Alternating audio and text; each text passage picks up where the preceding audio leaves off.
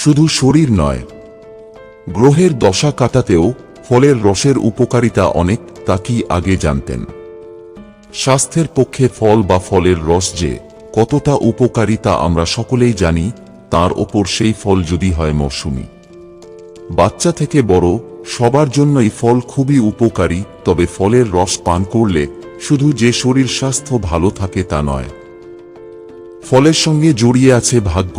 জ্যোতিষশাস্ত্র মতে জন্মছকে নবগ্রহকে সন্তুষ্ট রাখতে সাহায্য করে ফলের রস। শুধুমাত্র যে ফলের রস করে পান করলেই গ্রহ সন্তুষ্ট হবে তা নয়, ফল খেলেও সেই একই উপকার পাওয়া যাবে। 1. বৃহস্পতি। যদি জন্মছকে বৃহস্পতি গ্রহ অশুভ অবস্থায় থাকে, তাহলে জাতকের লেখাপড়া, অর্থ, দাম্পত্য জীবনে খারাপ প্রভাব পড়ে। তাই বৃহস্পতি গ্রহকে সন্তুষ্ট করার জন্য পাকা পেঁপে এবং কমলালেবুর রস পান করতে পারেন। 2. রবি।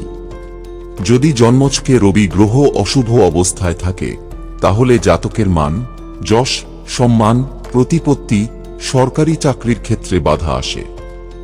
তাই রবি গ্রহকে সন্তুষ্ট করতে টমেটো, বেদানা এবং পাকা আমের রস পান করতে পারেন। 3. চন্দ্র। যদি জন্মছকে চন্দ্র অশুভ অবস্থায় থাকে, তাহলে মানসিক অবস্থা, মনোমেজাজ এবং মা সংক্রান্ত ঘটনা বোঝায়। এক্ষেত্রে চন্দ্রকে সন্তুষ্ট করতে লিচু, তরমুজ এবং আখের রস পান করতে পারেন। 4. মঙ্গল।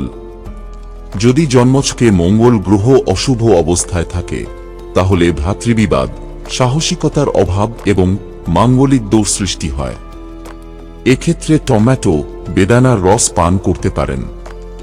5. বুধ। যদি জন্মছকে বুধ গ্রহ অশুভ অবস্থায় থাকে, তাহলে বুদ্ধি লোপ পায়, ব্যবসায় খারাপ প্রভাব পড়ে এবং যে কোনো ভালো সিদ্ধান্ত নিতে পারা যায় না। সেক্ষেত্রে নাশপাতি এবং আমলকির রস খুব উপকারী হবে। 6. শুক্র। যদি জন্মছকে শুক্র অশুভ অবস্থায় থাকে, তাহলে জাতকের বিলাসিতার কারণে অভাব থাকে এবং দাম্পত্য জীবন অসুখী হন। এক্ষেত্রে কলা এবং লিচুর রস খুব উপযুক্ত। 7. শনি। যদি জন্মছকে শনি অশুভ অবস্থায় থাকে, তাহলে জীবনে কোনো ক্ষেত্রেই ভালো ফল পাওয়া যায় না। এক্ষেত্রে জাম, কালো আঙুরের রস পান করা যেতে পারে। 8. রাহুকেতু। রাহুকেতুর ক্ষেত্রেও শনি গ্রহের যে ফলের রসের কথা বলা হয়েছে, সেই একই ফলের রস পান করতে হবে। বন্ধুরা, ভিডিওটি ভালো লাগলে লাইক করুন এবং আমাদের চ্যানেলে নতুন হয়ে থাকলে সাবস্ক্রাইব করুন। ধন্যবাদ। আপনার দিনটি শুভ হোক।